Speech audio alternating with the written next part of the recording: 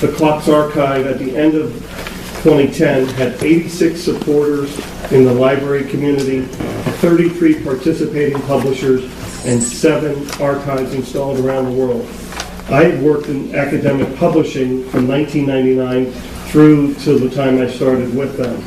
So I started in February 2011, and just to make it official, I hired an assistant, Charlie, my Labrador. He was only 4 kilos then, and that's very important to remember. So what are the problems? What are we looking to solve? As we have watched this decade movement in this 21st century entrance into the new world, we see everything moving to an e-only type format. Everybody wants improved access. They want it 24/7 or longer if possible. There's a greater number of titles, as many of you have pointed out in presentations prior to this. There's a tremendous increase in the usage because now that it is available on the web, more and more researchers, more and more readers who become researchers are looking at the material. There's no physical copy of e-resources. Librarians used to talk about having collections, and then they talked about having e-collections if they were downloading the articles. Now, I heard this phrase last week, they have what we would call e-connections. They are connected to databases, but they own nothing and possess nothing within the building. And there's an increasing number of published papers coming out of the academic community. There are different business models for access to this content, licensing access. There's a concern for librarians over permanent access. Should the publisher go away? Should they discontinue their journal? Any of the things where the content is no longer available in the internet, what would happen? And who's preserving this? So Elsevier provided me this slide. So each year, 3 million articles are submitted. 300,000 peer reviewers around the world volunteer their time to evaluate the content. There are 1.5 million articles published. There are 30 million readers. These numbers are way out of date by now. There's 2 billion digital article downloads and 30 million article citations. That number is just continuing to grow exponentially. But I just wanted to give you some numbers to get your head around. So the principles of the CLOCKSS archive are that we are community governed, that we take a global approach, we have decentralized preservation, we use a proven technology using the open source software called LOCKSS. LOCKSS was developed at Stanford University, and we have a commitment to open access at the end of the run. So we're designed to share the responsibility of archiving across the global academic community. Publishers and librarians have an equal say on our board of directors. I often point this out that the largest publisher and the smallest librarian who is on the board have an equal vote. There's no counterbalancing because of size. We're committed to this transparent community governance and this model so that everybody can see it. That's why we have 12 publishers and 12 librarians. So the governing libraries are at Australia National University. The gentleman who spoke earlier today, Peter Schirmbacher, is on our board from Humboldt University.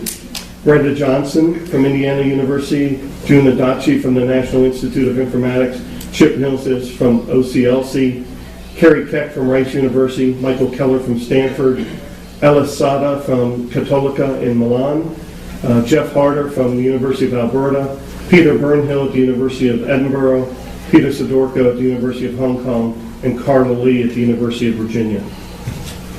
And then the publishers, Vita Damianitis from American Medical Association, Rita Sheeman, American Physiological Society, Alicia Wise, Elsevier, Graham McCann at IOP, Jane McMillan at Nature, Mark Heaver at OUP, Carol Richmond at SAGE, David Marshall at SIAM, as you probably more regularly know them, Wim Vanderstout at Springer, Ian Bannerman at Taylor & Francis, and Craig Van Dyke at Wiley Blackwell. So this decentralized approach is encompassed in the fact that we have 12 archive servers located at all those universities. So those university members that have the archive servers also get to sit on the board so that they can see and contribute to the policy making. We are very much indebted to them because while we provide the computer, they provide all the other technology to make it work. The internet access, the electricity, the security of a secure building. I tell this story often. I've gone to visit a number of these sites. I have yet to be permitted to see any of the computers I have placed there because they're in secure locations and I don't have security clearance at their university, which is the best answer they can give me.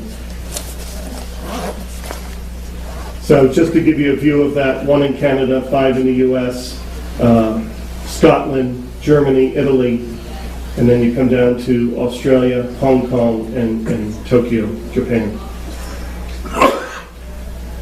So we designate our community in 3 parts: the scholars, the students, and the readers of electronic academic content. The libraries who purchase and manage this content on behalf of the scholars, the students, and the readers, and the publishers of this content. It's very important to know who the community is that we serve and why we serve them. And so here's the group that we serve. So the services that we provide to the community. We provide a sustainable, geographically distributed set of archive nodes, as I said before, that ensures long-term survival of web-based scholarly publications. The scholars and the students and the readers who are provided with free open access to content that has otherwise become inaccessible. It's what we call a trigger event. When a journal is no longer available from the publisher and no longer available along the internet, we make it available. It's going to happen in a very limited way. It's happened 3 times since I've been there, where publishers have moved their journals from one platform to another, from Highwire to Ingenta to Silverchair to or Adapon, one of the other ones. When they move, they look at the journals they have, and any discontinued journal, they decide, since we've already preserved it, that we can release it, and we release the content. Librarians, this is the key part for all of you, are reassured that the content that you purchase in e-only format, if they are publishers with us, that will remain accessible long into the future if they go out of business or discontinue a product. You're also relieved of the responsibility of trying to build your own archive, trying to do your own kind of on-site type of thing, unless you would like to do that for other reasons. And there is a whole CLOCKSS community, that's CLOCKSS without the C, that will help you do that to preserve locally as well.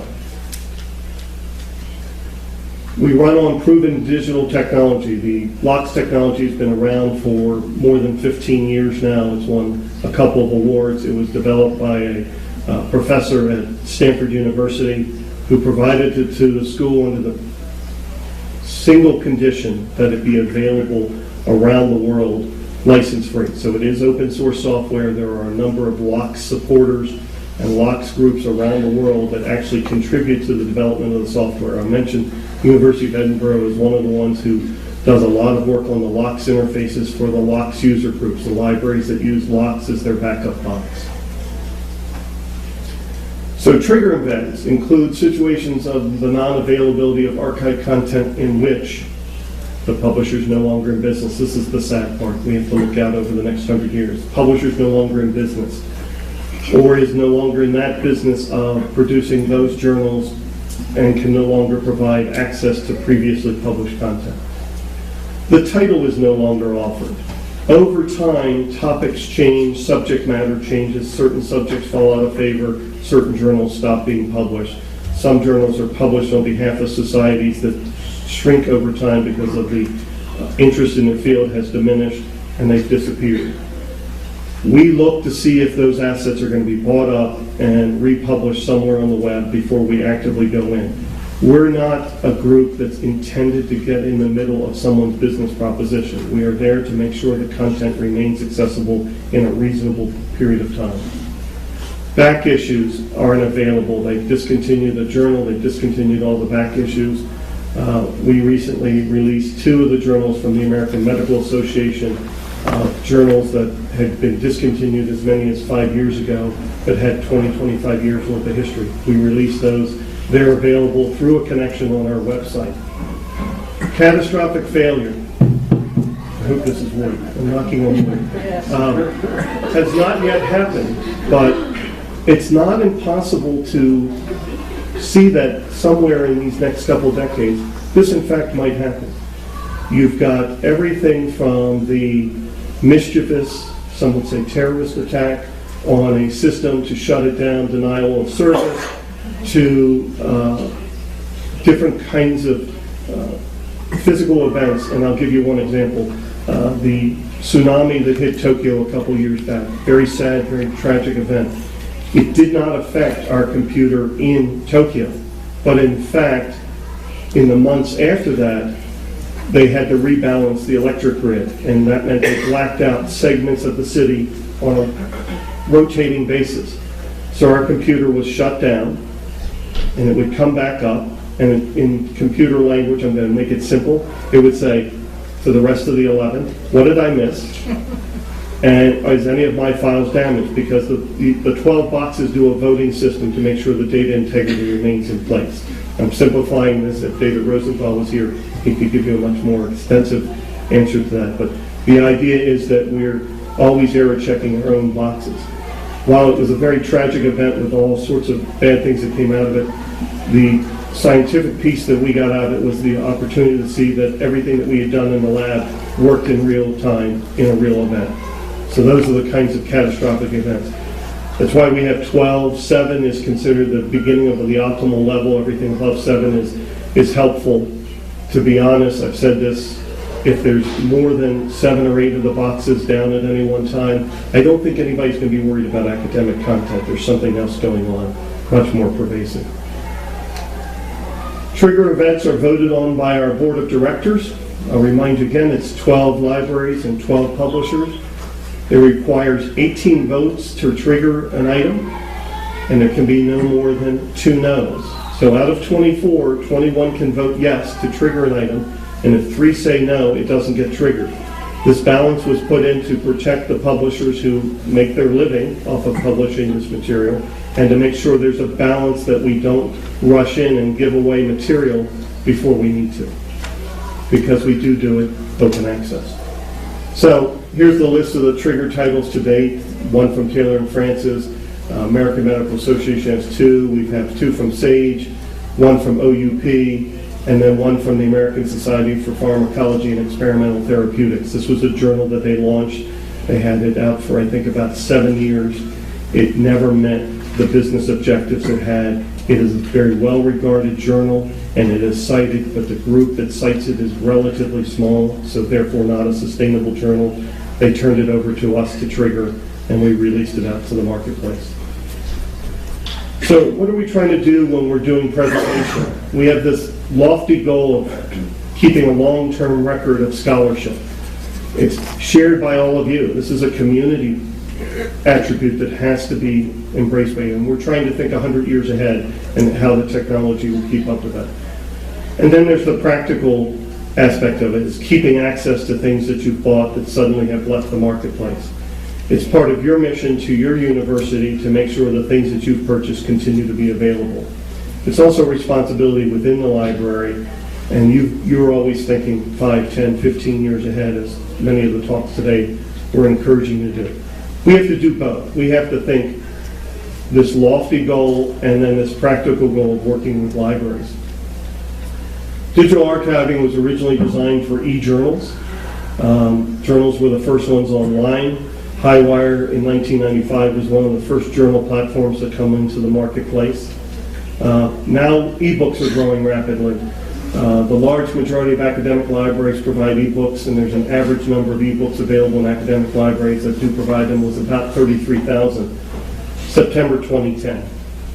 I'm going to tell you in November 2013 that number is 3-4 times that easily. So we'll talk a little bit about ebooks. Just, is it like journal archiving? What's the difference? What's the same things? The good news is they're essentially the same. From our point of view, our technology goes out and harvests the website and reads the content and captures it. It should make us quite easy to archive, and in fact we are doing archives at a very, very low cost. The biggest problem in ebooks is the author reversion clause, is that if the book is discontinued by the publisher goes away, many, many times the author has the rights to the book, so we have to go back to the author and say, are you going to put it out in the public, or are you going to let us go ahead and trigger it? The other thing that's very challenging about ebooks is that the business is relatively new. In the less than a decade old. They're on various different platforms. Every one of you I know can buy ebooks from probably 5 or 6 or maybe a dozen sources, which makes it a challenge for us to decide where to collect them. We can preserve any kind of format. There's no issue there. It's deciding where and most effectively it is to collect the files, including all the formats. We would prefer to get them from the publisher's website, but often we're directed to one of their distribution points. So the wrap up on ebooks is it's somewhat different than e-journals. The technical challenge is the same. The level of detail is a little bit greater. The due diligence before we trigger something is a little bit more complicated due to author rights and aggregation contracts wherever they're involved in contracts for distribution that go on a longer place. I'll say, hopefully unchallenged, that this model hasn't settled down. No one really has a good grasp of how the ebook market is going to shake out. And we'll continue to adapt our rules and our governance on how we do that. The technology will remain the same for us. So now in 2013, I've been at CLOCKSS since February of 2011. That's 2 years and 9 months, 2 years and 10 months. I now have a greater understanding of digital preservation of academic content. Having come from the publisher side, I knew what their goals and objectives were. I knew what the libraries wanted to get out of a publisher. Now I understand where the preservation fits into the model to protect that. And so we will continue to meet the challenges of preserving that and responding to the community's interest in this. So as of today, we have 704 libraries, and actually the number of publishers has gone up by one. It's 171. We now have the full 12 archives in place, and we are in the midst of the process to put a new archive node in the country of Brazil. So we have them in Europe, Asia, Australia, and now we're moving into South America. And Charlie's still my assistant, but now he's 40 kilos, and he demands a lot more attention. So any questions or comments, I guess we'll save them to the end. Thank